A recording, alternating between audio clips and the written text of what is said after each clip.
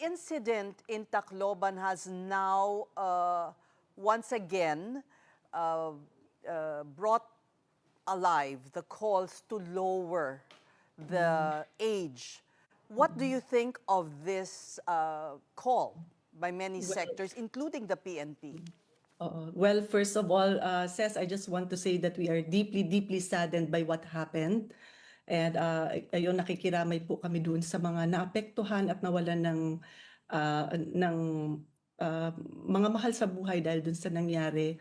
But right now, the JJWC is still of the position that it's not the right solution to this kind of problem.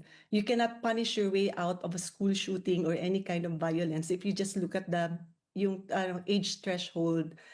Kanina may mga discussions tayo doon before, not in this show, but there had been discussions about comparing it to the Columbine shooting. We should take a lesson from that kasi if you look at the Columbine shooting, actually the minimum age of criminal responsibility there was at that time in 1990, that was in 1990, I think April of 1990, it was just 10 years old. But it didn't prevent the kids, actually one kid and one adult, to do the mass shooting in the Columbine High School.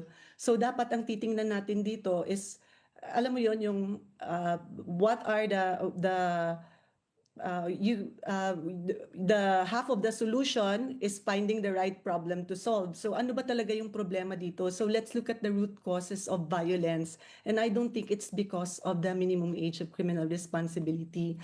In fact, yung Colorado ngayon, they raised their minimum age of criminal responsibility to 13 years old.